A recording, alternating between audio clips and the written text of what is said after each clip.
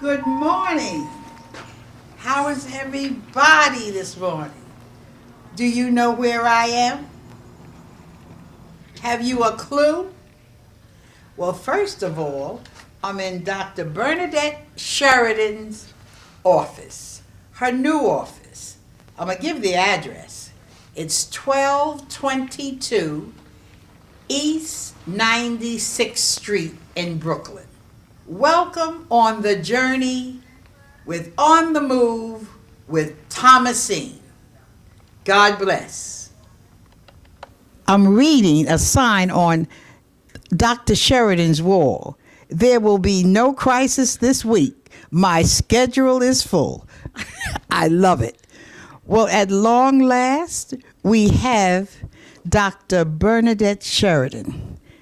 The one that you heard speak of her are very happy with her, and I must let you know that I am extra happy with her. She's been my doctor for years, and I wouldn't trade her for anything. I just ask God to keep her well because he has so much work for her to do with no further else to do. Here is Dr. Bernadette Sheridan.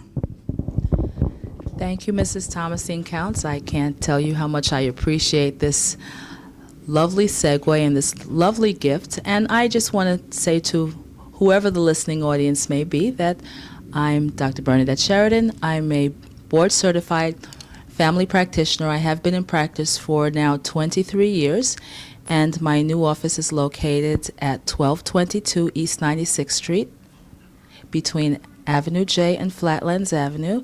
Telephone number 718-257-3355. The corporate name of the practice will be, as of, I believe, the 1st of April, the Grace Family Medical Practice. And I just wanted to say that it's my privilege and pleasure and opportunity to be able to take care of so many patients. I don't think my focus is to help people not be sick, but more the focus on wellness. I try to empower my patients. I try to train them and teach them how they have to be their own advocates in their disease, and basically how to keep them healthy. Also on the staff is Ms. Sabrina Foskey, my certified nurse practitioner, Ms. Patricia Walker-Tulloch, my nutritionist, because I do believe that the holistic approach to medicine, where you incorporate not only medication but lifestyle and lifestyle changes, works the best. And me personally, I have been blessed and fortunate to be able to do this kind of work, and I really can't think of what else to say. I also hear that you're taking on chiropractor here. Is that true? That's correct. It's always been my dream and my desire when I went into family practice to get what they call in other countries a polyclinic, a cadre of specialists and like-minded individuals to help me keep my patients well. I didn't go looking for Dr. Irby. Dr. Irby, by God's good grace or serendipity, fell into my lap, and we are very much looking forward to the things that he can offer, the things that he can provide for my patients, because again, it's not always medicine. Sometimes they say that a coincidence is just God's way of staying anonymous. And I truly believe that Dr. Irby was not a coincidence, but just anonymous God working again. You know, the neighborhood that she's in is very central. It's for anyone can come, but I find out that the people, I keep saying this, before, years ago, I was going to a doctor, but I just thought I was sick. I started coming to Dr. Sheridan, and the Lord let me know, he said, you're not sick, you just need a family doctor. And that's why I'm here. I am not trying to push her on you, anything like that, but when you walk in the door, you feel God's presence. When you talk to her, you feel God's presence. And I think that's so important. And what did you say to me the other day about the hands and the eyes? Go ahead. I think we were talking about, it's a poem from Mother Teresa, and it goes that he has no hands, he has no eyes besides ourselves. Sometimes, as I've gotten older, I think, thankfully for everybody, I've gotten wiser, and I think some of that wisdom I try to incorporate into my daily practice and my daily activity, and to share it with my patients. And I don't share with them anything more than that they share with me. But we're looking for him. If we're looking for him, the entity God in the clouds and someone standing in front of us or an apparition, I don't think that's how it works. I think God works through us if we let him. And so he has no eyes but ours, and he has no hands but ours, and those are the hands and the eyes that he uses through us to help his people, which are us. So that's before I start to preach and pontificate, which is not the subject of this interview. Thank you so very much.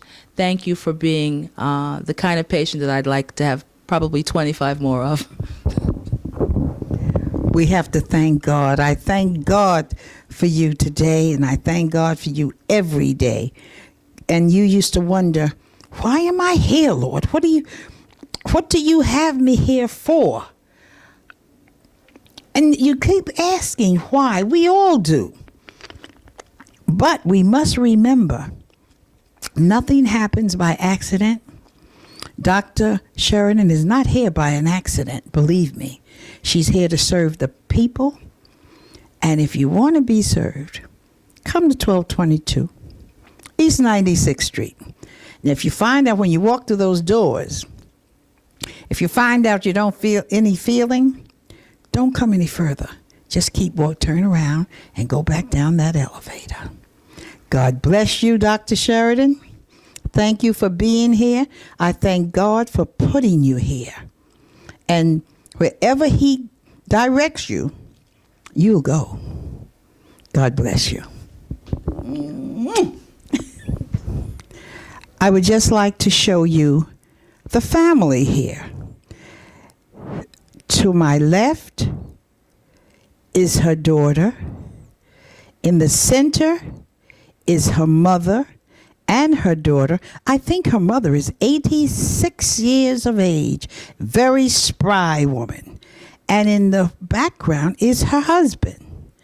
And to my right is her daughter, the one that works with her. And in the background, in the back of me, I have her grandfather and grandmother, but the picture is very small. But I just wanted you to see her family. And behind me, I just wanted you to hear this. Bernadette Sheridan. Bernadette L. Sheridan, healer, writer, artist, and a friend. We must not forget to entertain strangers, for by doing, some people have entertained angels without knowing it. Hebrews 13:2. And I'm trying to get closer to it, and it says, you are an angelic person. You are an angelic person, presence in the lives of your family and friends. Also, it says here, Bernadette, trust me, I have everything under control. And guess who signed it? Jesus.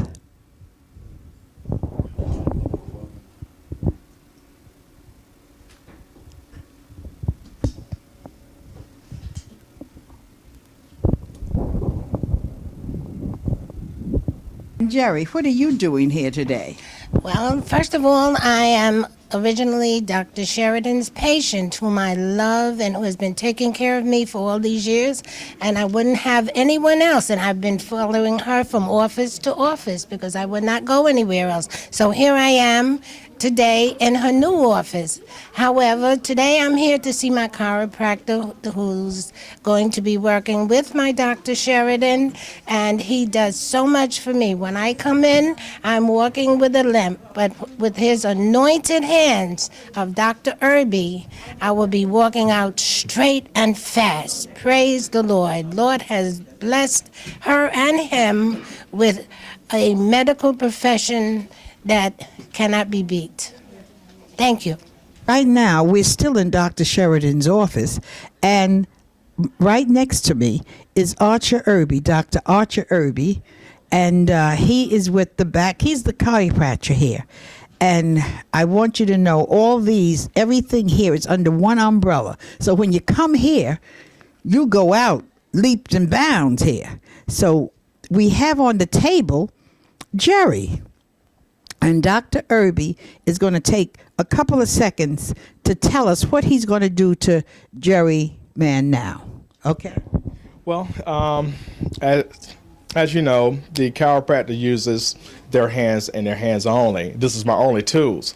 So we're going to do a basic assessment on Miss Mahan here through some of the things that I will use every day within my office to detect and to correct vertebral subluxations within her spine. So without further ado, the first move, which I'm going to always feel for, is feeling for spasms, or this is what we call static or digital palpation within a patient's spine. Now, let's just start in the cervical region first. Just feeling for areas of restriction, muscle tenderness that may indicate nerve irritation of the nervous system caused by the spinal column. Well, caused by the nervous system, it causes the spinal column to misalign. So, Ms. Mahan, what I want to have you do next is to turn over, go face down.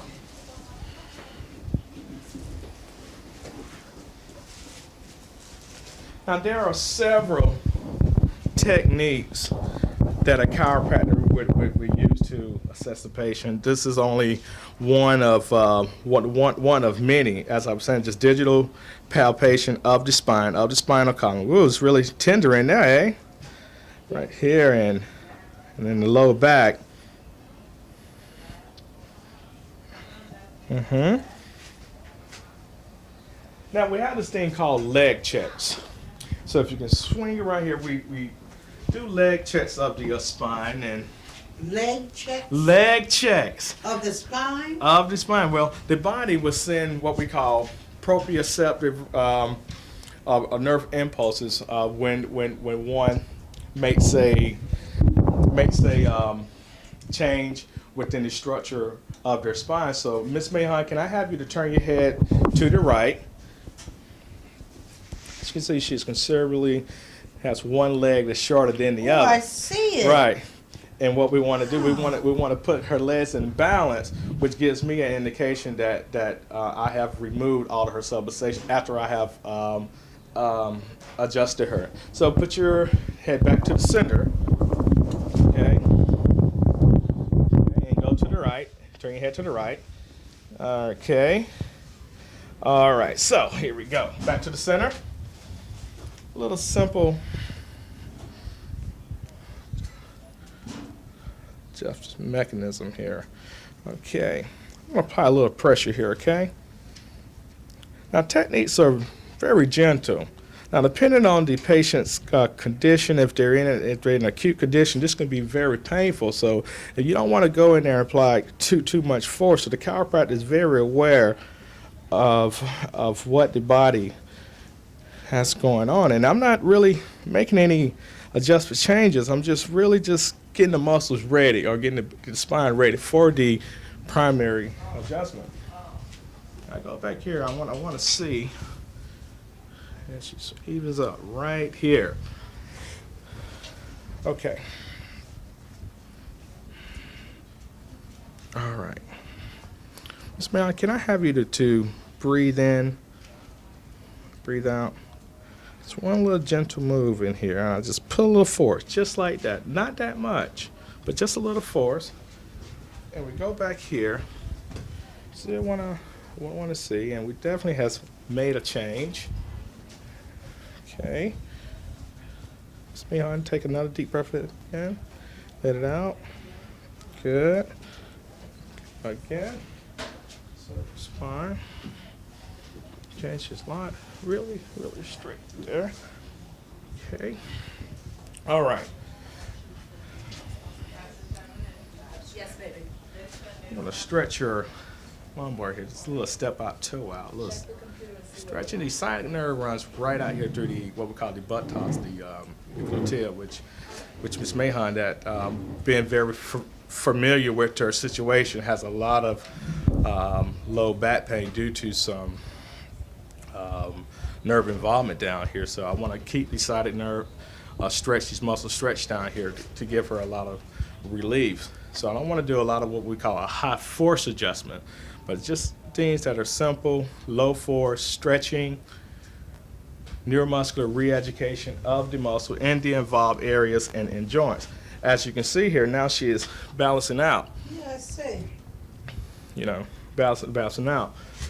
So this is one of the few things that I would do. Obviously, there are many other things of which I have in my main office that I would bring that I would do, such as what we call activator, sacral occipital technique, many other things that the chiropractor must use in order to get the patient well. Because it's all about getting the patient well, and what you do for one patient don't necessarily mean that you can do for all of them. Everybody's different.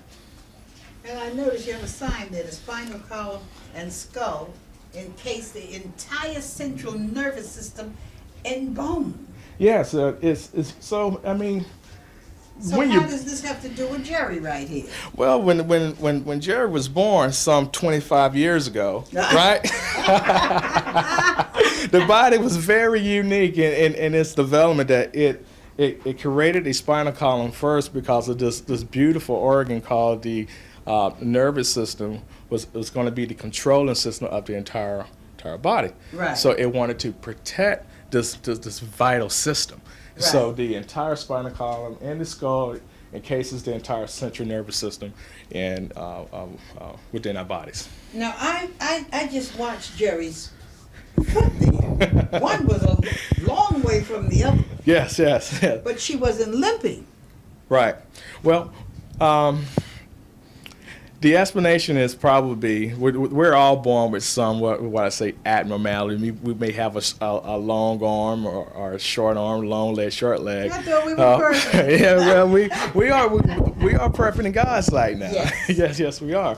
No, you don't have to be in pain. So that is the thing about the chiropractic. Pain is not a gauge of health. It's being free of nervous interference. Pain is simply a matter of you have these symptoms are present, and then obviously it may lead to pain. But we don't gauge by pain because it's not an indication of health. Health is a state of optimal social, emotional well-being without the absence of disease or infirmity. All right, but getting back to this foot. Yes. Now, the only thing I saw you do was move the leg, do something to the back here. Now the feet are same length. It's pretty amazing, right? Yes, it's amazing. I'm learning what's going on. Yeah, it's pretty amazing, and because you don't have to do much as a chiropractor. It's the little things that a chiropractor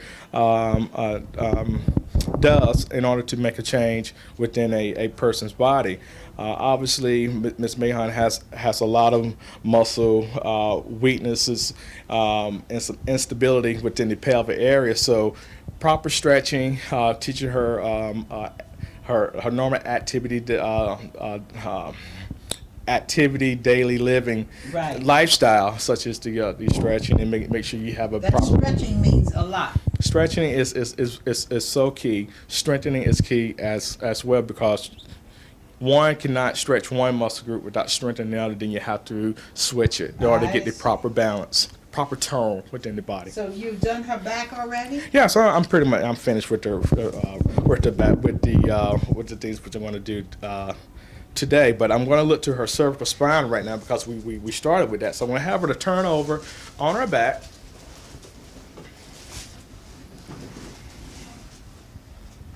one must always keep in mind, especially as a chiropractor, that the age of the patient, what is going on within their spine. A lot of the, like I mentioned in the very beginning about certain techniques. Right. Well, there are what we call high force techniques where a chiropractor would do, like you heard the cracking of the cervical spine. Yes. Well, most of the time that would probably be true someone that is maybe in their 20s, 30s, 40s, something like that. But as a patient get older, the bone structure changes a little bit, and you need to be use a little bit more gentle forces. So what I would do with someone such as Miss Mahon here, just do like a set and hold technique. I'm looking for what we call the atlas vertebra, which is the first vertebrae in the spine, and it's very tender there, right, Miss Mahon, right Yes, there. very And I'm just tender. going to set and hold and Why hold is it. it tender? It's tender because the bones itself has misaligned, pulling the involved muscles that are in there, which is the posterior cervical muscles, the suboccipital muscles. So you want to loosen those muscles. So it's just it's more like pulling and making a little irritation in there. So you. Oh, I see. So we want to release, have the body release by massaging it a little bit, giving the muscles a little love and tenderness, Right. have a little tenderness, and then gentle. And I sit and hold that bone there, and eventually the pressure will release itself. Without you doing anything? That way I'm doing something, Oh, you're but pressing. without me putting a serious force Oh, I see, yeah. within the spine. And this technique right here, I would use on my on most of my kids too, and infants and On stuff. children? On children. Right. Yes. The same you would use on a person our age, like Jerry and my age. Yes. You would use on the children. Right. More than likely, yes. Yeah. And there's another technique which I use, which is called activator, I which I've see. done with a Okay. machine here. So there we go, and she definitely have release and it's probably a lot better. And the last thing I would do is still continuing what we call the neuromuscular re-education, de-stretching. So I'm going to stretch her cervical spine, stretching the neck muscles here, and taking her into some ranges of motion. Passive ranges of motion, which I'm doing. And as the muscle, I take it to a certain end range, and I go a little bit further. And loosen her really up, and once it releases, I just come around. And it doesn't hurt, does it, Jerry? No, it doesn't Yeah. hurt. As a matter of fact, it feels very pleasant. In range. Right there, just release. Excellent. And that's it. Some cervical traction just to top it off. Traction his spine, I'm pulling back, distraction. Really separating the joint space, taking pressure off the nerve. And all this is stress reduction and increases energy and improves your circulation and enhances your respiration, increases your immune function. Yes. Better and more restful sleep patterns. Yes. Oh, and Yes, it increases your strength and endurance. You didn't know I was this knowledgeable, did you? You'd be surprised how sweet the sound. That's right. You'd be surprised. This is that chiropractic affects everything within our lifestyle. That's why it is so universal. It's one of the fastest growing professions within in America, and people want optimal health. Well, ladies and gentlemen, we just met Dr. Archer Irby. So when you come see Dr. Sheridan, you make an appointment to see your chiropractor and see your family practice lady. That's Dr. Foskey. And I think we have to go see one more person today. Just before you leave, Thomasene, on the move, I just want to caress these anointed hands here. Praise the That Lord. when I lay down here, I was not feeling too well.